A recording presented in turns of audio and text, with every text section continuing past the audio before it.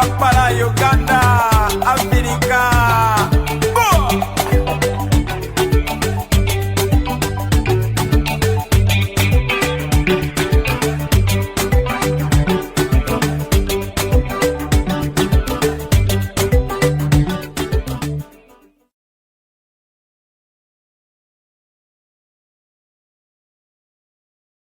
Yeah.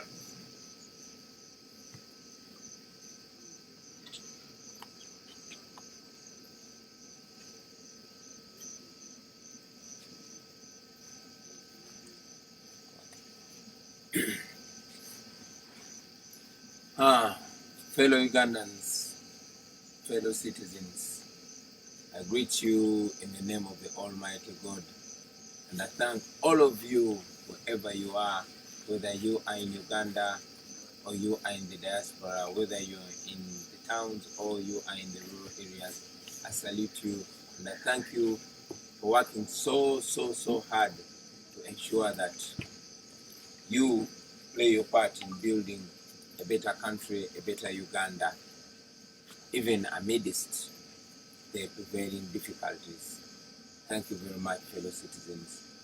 And in a special way, I want to thank the people that have received us in the many districts where we have been holding our campaign meetings, right from the people of Mbarara who received us when we were launching our manifesto.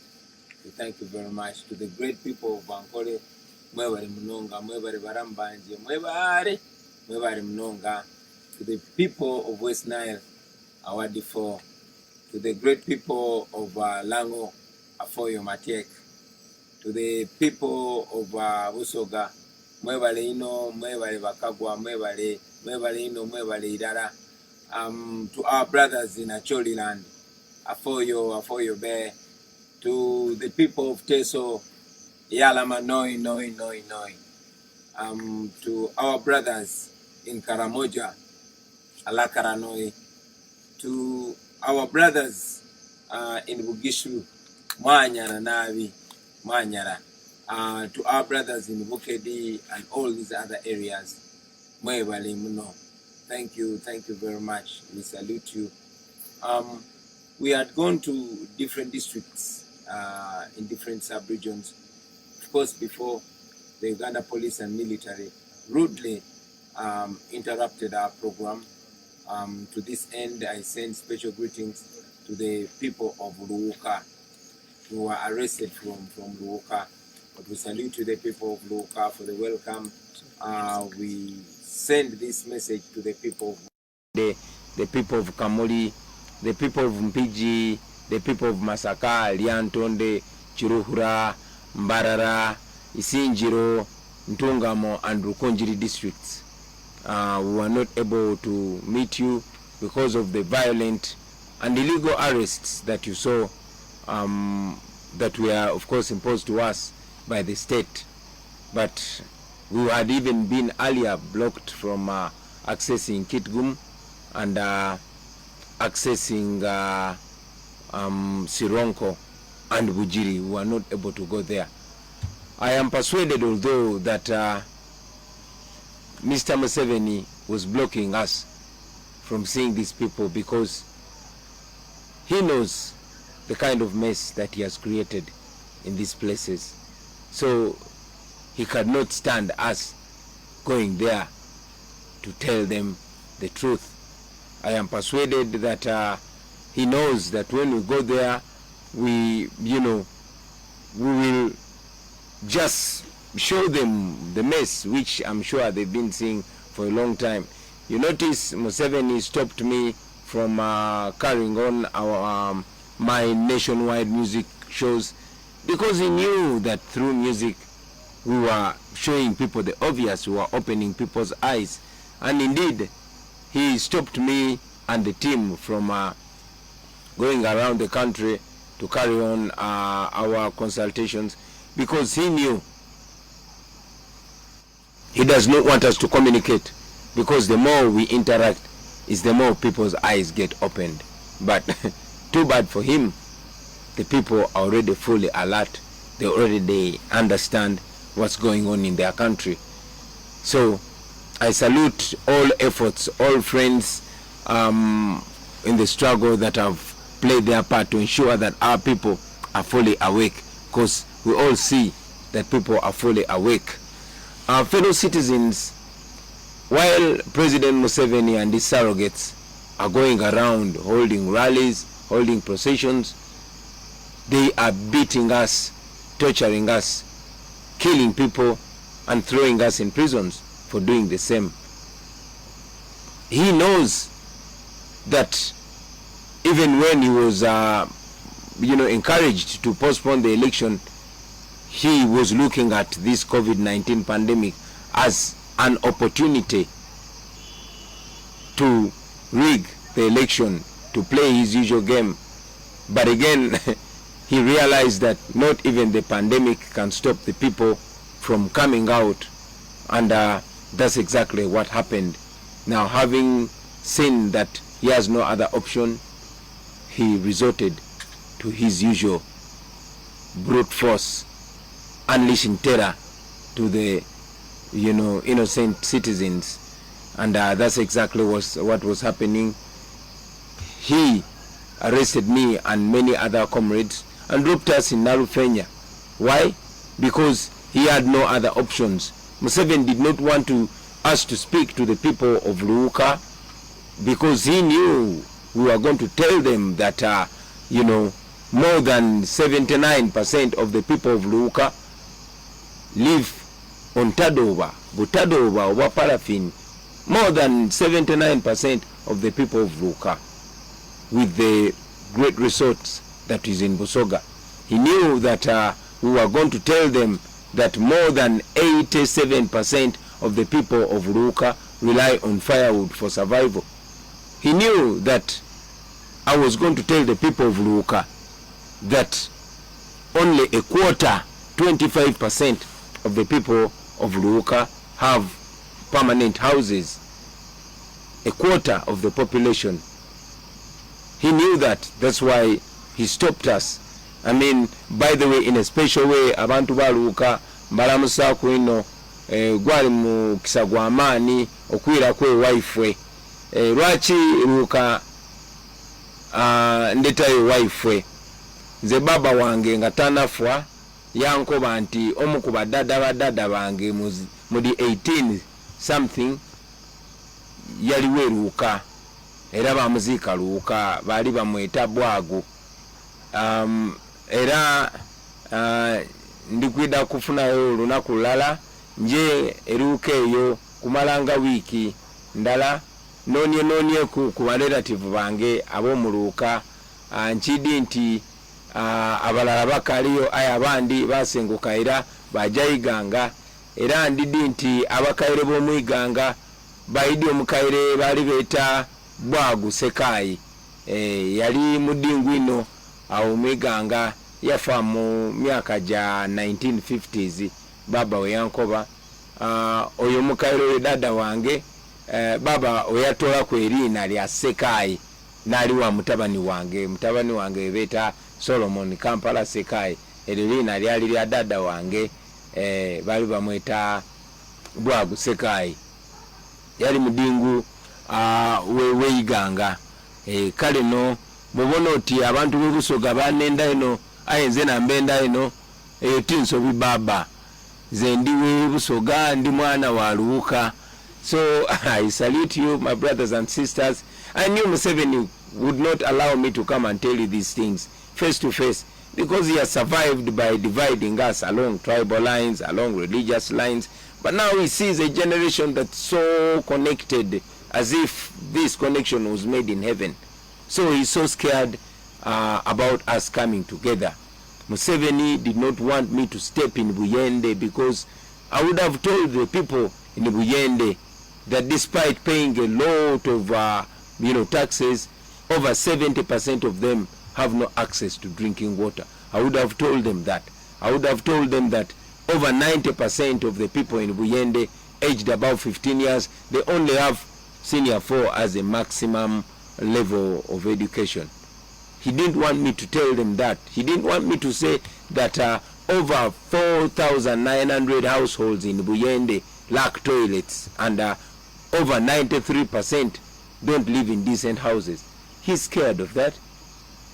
He does not want me to tell our people that they are actually slaves in their own country. These statistics I'm giving you are from, a government agency, UBOS. So Museveni is scared of that. Museveni knows that we can break it down for our people so that they really know how much he has robbed our country, how much he has impoverished our people, how much, how serious an urgency it is for us to get him out of power, to rid ourselves of a looter. He did not want that. However, we are able at least to share this now. He didn't want me to come to Kamuli because he did not want me to remind our people there of the persistent lies that he has been telling them, promising one thing after another. He didn't want that. He didn't want me to remind the people of Kamuli about the sick healthcare system.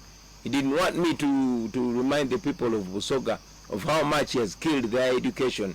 I told a few people that I met in Busoga that my dream as an artist was to go to Namasagari College. When I was still a school-going boy, Namasagari College was a dream of every artistically talented young man or woman. But look what happened. Busoga College Mwiri. We all wanted to go to Busoga College Mwiri. We all wanted to go to Butiki. We all wanted to go to schools like Wanyange Girls. But now, they are more or less gone. So Museveni did not want us to remind our people that way. And that's why he blocked us. The same can be said of districts where Museveni have been blocking us from reaching. During the past weeks, of course, we had the opportunity to go to different districts. I went to Karamoja, and the sight of poverty you see in Karamoja, a naturally endowed area, it is very sad.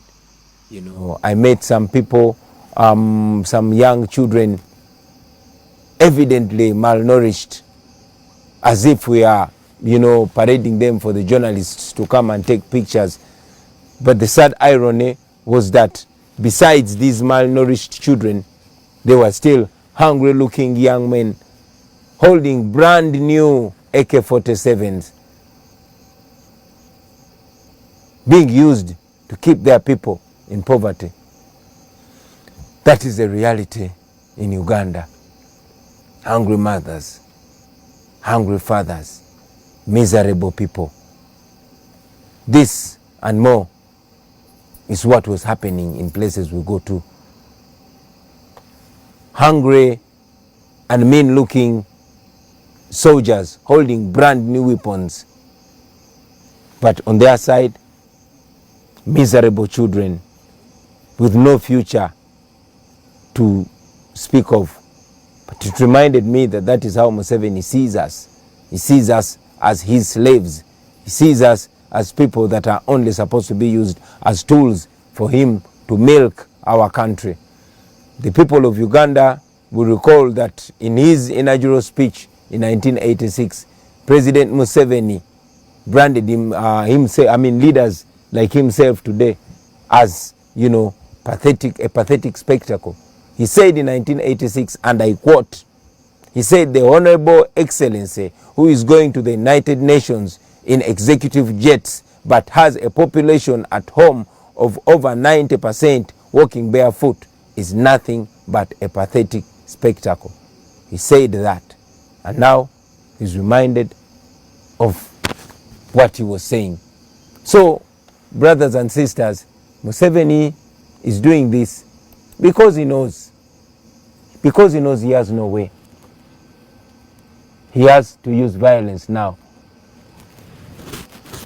We are here, but we are mourning the death of more than 50 recorded young men and women, innocent citizens. Many of them were going about their business and they were shot dead. Many of them were only speaking out against injustice. He sentenced them to death because he believes that by threatening anybody that dares to speak out, he will be silencing us. I also saw the Minister of Security, 𝐁𝐨𝐲𝐿 𝐒𝐲𝐞𝐒, confirming that indeed their police has the power to execute any citizen. We condemn that, and we continue to tell him that the people of Uganda will be free.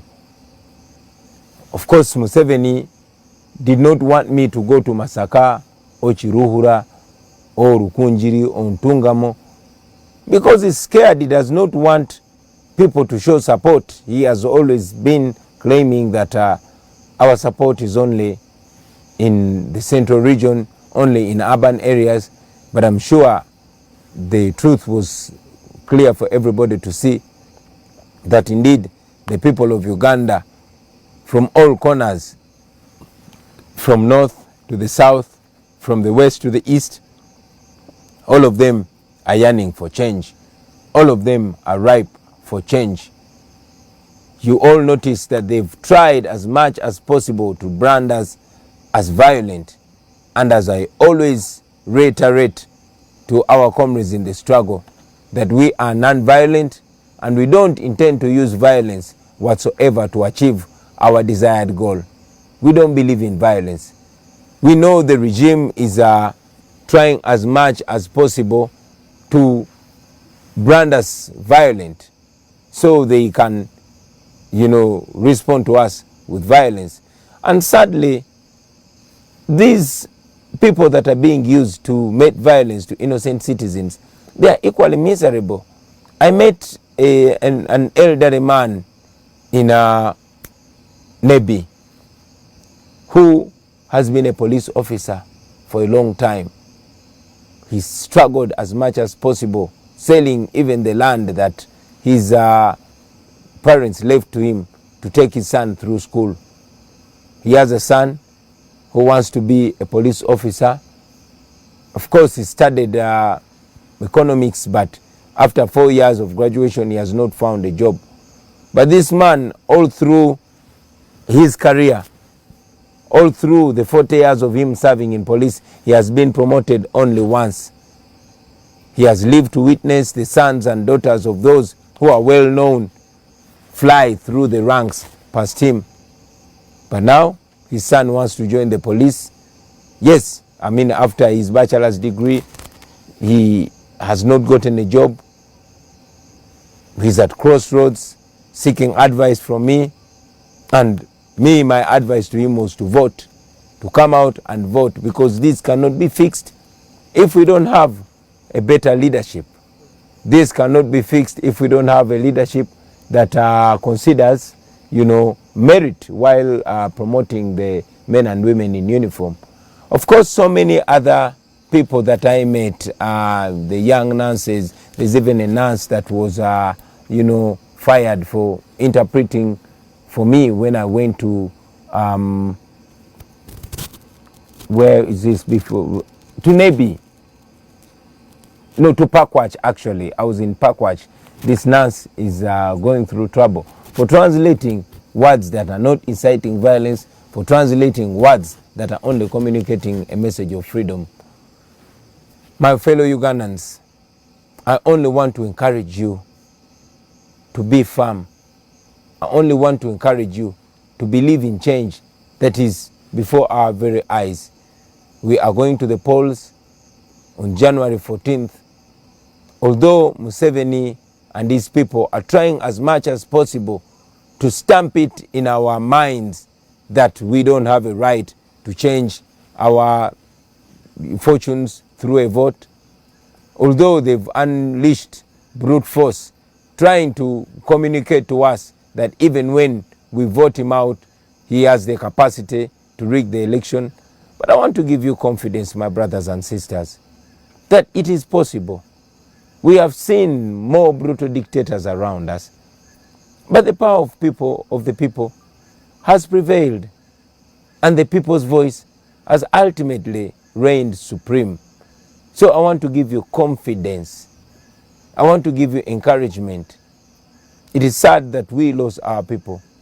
It is sad that our country continues to be divided by people that know how dangerous it is to divide us, but we as a generation should stick together.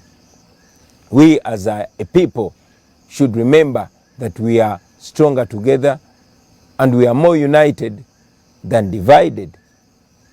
All through history, these dictators, they unleash brute force. They use young men and women to brutalize their fellow citizens, but when it's time for them to go, they run away alone. I want to send a message to our brothers and sisters in uniform, those in police, those in the military, those in prisons, and all security agencies. Friends, do not be misled by these men and women whose future is already behind them. Please don't be misled. I want you to remember that you are living in a generation where everything is on camera. And I'm sure you've seen in the past that at the end of the day, each officer that abuses the rights and freedoms of the people ultimately answers individually. We know many of you are good citizens. We know many of you are good officers.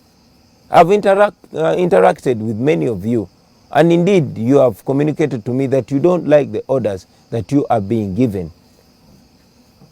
So I appeal to you to stick by what you are trained. You are not trained to brutalize Ugandans. For you, the police officers, you are trained to protect life and property of the citizens. You are trained to keep law and order. You are officers of the law. For the soldiers, the military men and women, you are trained to protect Uganda and its sovereignty. Your enemies are not the Ugandans. So don't be used. We know also that the regime decided to use some bandits, like historically it's known that the regime has used bandits, or they have been bandits themselves in the past. So they've decided to use some armed hooligans who show up on our streets without uniform, but wielding dangerous guns, AK-47 and others, shooting and murdering unarmed civilians. I want to remind you, friends, that there will be a time of answering questions. So whatever you do, remember that one day you're going to answer. Now, to President Museveni and his hunger zone.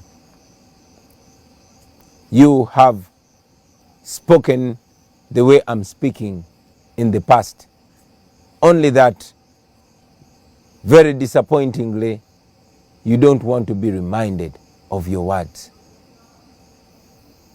Mr. President, all we are saying is be a man of your word. It is you, the elders, that teach us to keep our word. You say if you're a man, you keep your word. So all we're asking of you, Mr. President, is keep your word. Be a man of your word. You said Africa's problem, and Uganda in particular, are the leaders that overstay in power. You one time said a fundamental change had come to Uganda. You one time said you will not preside over a government where people are killed and you don't know the killer. You one time said that you went to the bush because Obote killed your people, because Amin killed your people. These are the same reasons that you gave for picking up guns and convincing young men and women of that time, our age of that time and even younger, to join you in what you called a liberation struggle. But here we are, 40 years later, you are killing our mothers, you are killing our fathers, you are killing a population who are supposed to be your grandchildren. You are presiding over a regime of blood and terror. Blood is flowing on the streets. We have appealed to you time and again that we are non-violent. We have appealed to you to respect the words that you've said, to respect the words that you wrote in your books, the words that are in your book by you and your team called Mission to Freedom, the words that are in your book called Sowing the Mustard Seed, the words that are in your book, What is Africa's Problem? I continue to remind you, Mr. President, that we are not going to give up, sir. We are not going to give up because the law is on our side. We are not going to give up because the people of Uganda are on the side of the truth. The same truth that you are stopping us from telling the people. You said you were fighting to return democracy. Let democracy prevail. You know, be a real soldier. If you're a real soldier, you know, respect the rights of the people. If it is democracy, let it be democracy. Respect fair play. Let the people of Uganda decide. I know many of you fellow Ugandans have asked us what we shall do to President Museveni after we defeat him. I've said it and I'm saying it again, that now entirely depends on him. It depends on how he wants to go out. If he respects the voices of the people of Uganda, we would be happy to respect him, to retire him with dignity, and of course to have him as a resident former president who can even guide. But if he decides to go the Gaddafi line, to go the Bashir line, to go the Mugabe line, that still depends entirely on him. So finally, to the people of Uganda, I want to remind you that this is not only about a certain section of people. It's not only about young people. And yes, it's not only about elders. It's about all of us. This is about all of us. Bad roads will not ask what tribe you are or what religion you are or where your family is before they kill you in an accident. A badly governed country will not, discriminate. Some of you have seen young ladies that were not political at all. Some of them did not even know they are slaves in their own country, going about their usual business, murdered. A young lady who was carrying food to a customer, murdered. We saw even a university lecturer, murdered. So we are all in danger until none of us is in danger. It is important that we all play our part, those in Uganda and those in the diaspora. We, the leaders, all we can do is offer ourselves to lead the charge, but everybody is equally important. I want to encourage all of you, brothers and sisters, to encourage those that you can reach to come out in large numbers and vote. I repeat, come out in large numbers and vote. This is a protest vote. This is a revolutionary election. Let us embrace it. Let us go into it as a nation. My message to the forces of change. For starters, I want to appreciate all the fellow leaders. I want to salute you, Dr. Kizza Besigye. I want to salute you, all fellow leaders, General Mugisha Muntu, Honorable Norbert Mao. I want to salute you, General Tumukunde, and all other colleagues that stood in solidarity with me and the National Unity Platform when we were illegally incarcerated. We don't take that gesture of comradeship for granted. We thank you very much. And I really, really hope that we can go on working together and solidifying, because, like I said before, none of us can easily succeed alone. But if we come together, we can chase this man away. We can put an end to this dictatorship if we all come together. If we all come together, this can be a life-changing opportunity for the people of Uganda. I've said it before and I say it again that the people of Uganda are already united. It's upon us, the leaders, and I'm really, really encouraged by the constant gestures of unity.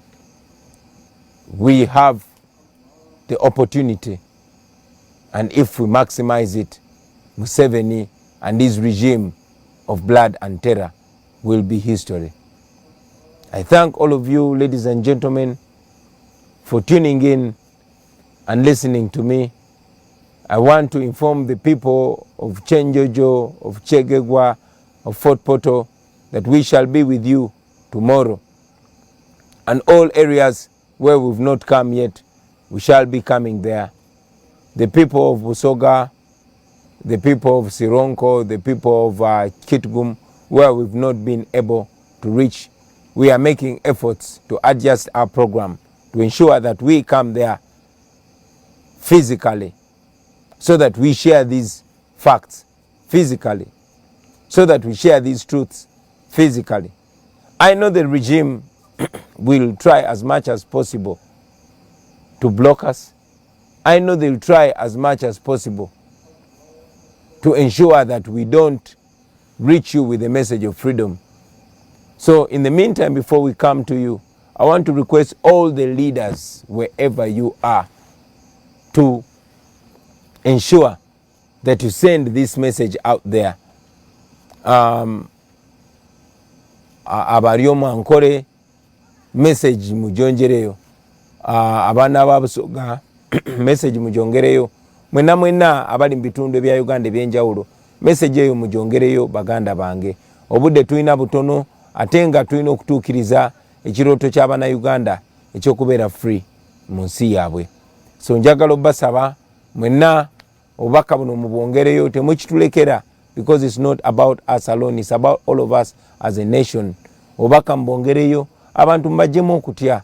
Newankubadde eno gavumenti ya Museveni esazeewo okusumulula ettemu, era nga tumanyi bayinza n'okwongera mu ttemu lyabwe. Njagala obbajukiza ti buli gavumenti yabanakyemalira ebeegenda okugwa ekola ebikolobero bingi bwe biti. Buli gavumenti yabanakyemalira ebeegenda okugwa ekola ebikolobero bingi bwe biti, neemaliriza egudde. Nze nekimpa essuubi kwe kumanya nti kino ekyatandika tekyasobola kudda amabega. Kwe kumanya nti bannayuganda akantu bonna baguddewo amaaso, ne bonkwata n'onteeka mu komera, ne bo bakuba kibooko, ne bo bafuuyira tiyagaasi, kino tekyasobola kudda amabega. Ekyo no kimpa nnyo essuubi, kimpa amaanyi, kinyongera okukkiririza mu nkyukakyuka eno, era nammwe njagala mukkiririze mu nkyukakyuka eno. To all our brothers and sisters in the diaspora, thank you very much for the support. Mwebale nnyo, mwebalire ddala, abali mu Africa, abali Europe, abali Asia, abali America, mwena mwebalire ddala. Nja kutwalanga obudde nga nkomawo nga njogerako nammwe, kubanga bwe mmanyi ebiseera ebisinga tulemwa okugenda ku TV oba ku radio station. Engeri ezisinga obungi gye zaawambibwa, abangi babatiisatiisa, mulabye nti tetulina billboard n'emu, kubanga gavumenti yabagaana okutuwa billboards. Museveni abadde bwakujja kwogerako eri eggwanga, naye bwe twagambye tugenda kujja twogereko eri eggwanga, yakitegedde nti ajja kuswala. Ensonga lwaki tazze kwogerako eri abantu. Ekyo nno kituwa omukisa okwongera okulaga ensi nti takyalina kati kyasobola gamba abantu. Agamba nti tayagala tusinkane bantu physically, nene wano digitally era tasobola. Yagamba nti ayagala kalulu ka scientific, naye n'aka scientific nako takasobola, kubanga tasobola kutukkiriza kugenda ku TV, tasobola kutukkiriza kugenda ku radio. Naye Katonda w'amaanyi nti social media wadde yagisaako omusolo, era still tumusangayo era ne tumugobayo. Era nga bwe mujja okulaba ebiseera bijja mu maaso, tujja kufuba okukozesa buli mbeera okulaga bannayuganda ti Museveni takyalina kyatugamba. Ku social media ennamba zijja kweraba. Mu January nga tugenze mu kulonda ennamba zijja kweraba. Asobola okuba abantu tiyagasi, asobola okuba abantu amasasi, naye nga tasobola kola ki? Tasobola kulemesa abantu connectinga. Tumanyi bulungi nti internet yaffe badde interrupted. Every now and then I've been signaled that the internet is being interrupted, but I know that after this message goes out there, lazima you comrades can always watch it again. I want to thank you, ladies and gentlemen, for being part of this, and I want to promise that every now and then I'll be coming to address you. I thank you. I encourage you to go on being assertive. Organize, organize, organize. Ne bwe tuba tetusinkanye mwenna mubeere bakulembeze, ekyokola mukimanyi n'embeera yonna mugimanyi.